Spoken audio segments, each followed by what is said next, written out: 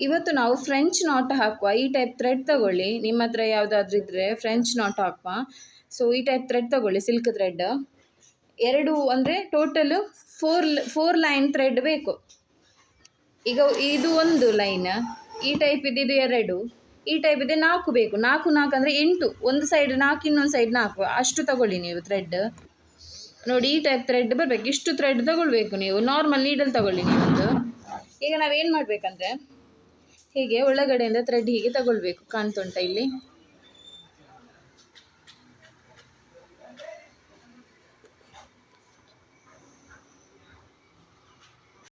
ನೋಡಿ ಹೀಗೆ ತಗೊಂಡ್ವಿ ಅಲ್ಲ. ಹೀಗೆ ತಗೊಂಡು ಏನು ಮಾಡಬೇಕಂದ್ರೆ, ಈ ಕೈಯಲ್ಲಿ ಥ್ರೆಡ್ ಸೂಜಿ ಇರ್ತದಲ್ಲ, ಈ ಥ್ರೆಡ್ಡನ್ನು ಹೀಗೆ 2 ಸುತ್ತಬೇಕು. ಇದಕ್ಕೆ ನೀವು ನಾರ್ಮಲ್ ಆಗಿ ಸುತ್ತಿರಲ್ಲ, ಹೀಗೆ 2 ಸುತ್ತು, ಗೊತ್ತಾಯ್ತಾ? 2 ಸುತ್ತು ಸೂಜಿಗೆ ಸುತ್ತಿ ರಿಟರ್ನ್ ನೀವು ಬಟ್ಟೆ ಒಳಗಡೆ ಸೂಜಿನ ಹಾಕಬೇಕು. ಹೀಗೆ ಸೂಜಿನ ಹಾಕುವಾಗ ಇನ್ನೊಂದು ಕೈಯಲ್ಲಿ ಈ ಥ್ರೆಡ್ ಇಟ್ಕೊಂಡಿರ್ಬೇಕು. ಈ ಸೈಡ್ ಕೈ ಉಂಟಲ್ಲ ನಿಮ್ಮದು, ಈಗ ಇದು ಬಲಗೈ ಆದರೆ ಇದು ಎಡಗೈ ಅಲ್ವಾ? ಸೊ ಹೀಗೆ ಥ್ರೆಡ್ ನೀವು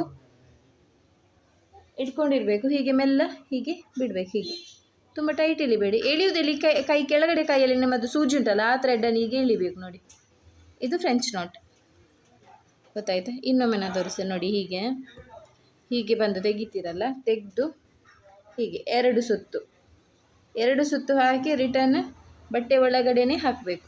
ಬಟ್ಟೆ ಒಳಗಡೆ ಹಾಕಿ ಹೀಗೆ ಒಂದು ಕೈಯಲ್ಲಿ ಥ್ರೆಡ್ ಇಟ್ಕೊಂಡಿರಬೇಕು, ಒಂದು ಫಿಂಗರಲ್ಲಿ ಹೀಗೆ ಒಂದು ಫಿಂಗರಲ್ಲಿ ಇಟ್ಕೊಂಡಿರಿ. ಮತ್ತು ಈ ಸೈಡಿಂದ ಥ್ರೆಡ್ ಎಳಿಬೇಕು, ಕೆಳಗಡೆಯಿಂದ ಥ್ರೆಡ್ ಎಳೆದ್ರೆ ಆಯಿತು. ನೋಡಿ ಈಗ ನಾನು ಸೇಮ್ ಫ್ಲವರ್ ಶೇಪೇ ಮಾಡ್ತೇನೆ. ನೋಡಿ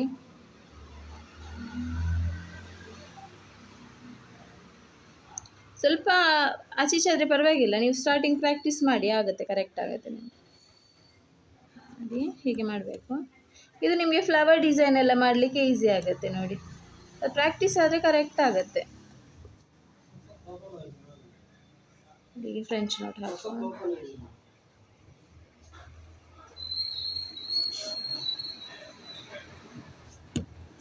ನಾನು ನಿಮಗೆ ಒಂದು ಲಾಸ್ಟಿಗೆ ತೋರಿಸ್ತೇನೆ, ನಾವು ಫ್ರೆಂಚ್ ನಾಟ್ ಹಾಕಿದ್ದು ಡಿಸೈನ್ ಹೇಗೆ ಬರುತ್ತೆ ಅಂತ. ನಾನು ಮಾಡಿರೋ ವರ್ಕ್ ತೋರಿಸ್ತೇನೆ ನಿಮಗೆ. ಈಗ ರೀಸೆಂಟಾಗಿ ನನ್ನ ಕೈಯಲ್ಲಿ ಇದೆ ವರ್ಕ್, ಅದು ಮಾಡಿದ್ದು ನಾನು ಬ್ಲೌಸಿಗೆ.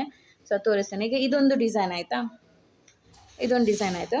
ಈಗ ಲಾಂಗ್ ಫ್ರೆಂಚ್ ನಾಟ್ ಹೀಗೆ ಸೇಮ್ ಹೀಗೆ ತಗೊಳ್ತೀರಲ್ಲ, ಸ್ವಲ್ಪ 2 ಸುತ್ತು ಹಾಕಿ ಮೇಲ್ಗಡೆ ಹೀಗೆ ಸ್ವಲ್ಪ ಈಗ ಇದರಲ್ಲಿ ಹೇಗೆ ಅಲ್ಲಿಗೆ ಕೊಟ್ಟದಲ್ಲ ಸೂಜಿ, ಇಲ್ಲಿಗೆ ಕೊಟ್ಟದ್ದು. ಬಟ್ ಈಗ ಇದು ಹಾಗೆ ಅಲ್ಲ, ಈಗ ಸ್ವಲ್ಪ ಎದುರು ಮೇಲ್ಗಡೆ ಹೀಗೆ ನೋಡಿ.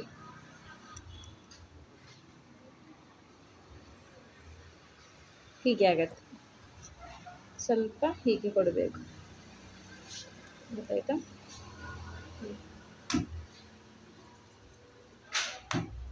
ಹೀಗೆ ನೋಡಿ, ಕರೆಕ್ಟ್ ನೋಡಿ. ಹೀಗೆ ಇದು ಲಾಂಗ್ ಫ್ರೆಂಚ್ ನಾಟ್. ಈಗ ನಾವು ಚಮಕಿ ಬಿದ್ದು ಫ್ರೆಂಚ್ ನಾಟ್ ಹೇಳಿ ಕೊಡ್ತೇನೆ ನಾನು ನಿಮಗೆ.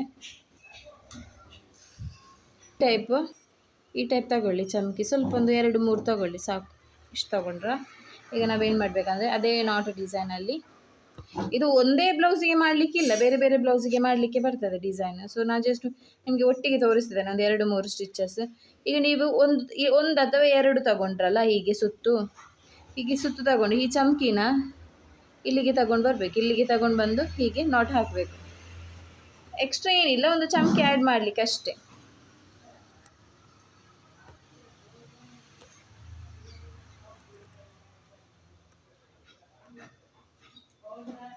ಈ ಒಂದು ಕೈಯಲ್ಲಿ ಕರೆಕ್ಟ್ ಇಟ್ಕೊಂಡಿರ್ಬೇಕು ನೀವು ಥ್ರೆಡ್, ಇಲ್ಲಾದರೆ ಅದು ಈ ಟೈಪ್ ಆಗುತ್ತೆ. ನೋಡಿ ಈ ಟೈಪ್ ಲೂಸ್ ಆಗುತ್ತೆ. ಈಗ ನೋಡಿ ಇದು ಕರೆಕ್ಟ್ ಆಯ್ತಲ್ಲ.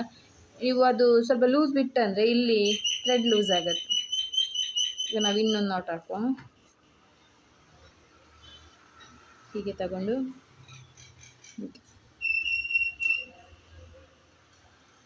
ನಾನು ಎಂಡಿಗೆ ತೋರಿಸ್ತೇನೆ ನಿಮಗೆ, ಸೇಮ್ ಥ್ರೆಡ್ ನಾಟ್ ಫ್ಲವರ್ ಹೇಗೆ ಬರ್ತದೆ ಅಂತ. ಹೀಗೆ ಇದು ನೀವು ವಿದ್ ಚಮಕಿ ಮಾಡ್ಬೋದು, ಇಲ್ಲಾಂದರೆ ಪ್ಲೇನ್ ಬೇಕಾದರೂ ಪ್ಲೇನ್ ಈ ಟೈಪ್ ನಾಟ್ ಬೇಕಾದರೂ ಹಾಕ್ಬೋದು. ನಾನು ಹೇಳಿದ್ನಲ್ಲ ಹಾಗೆ.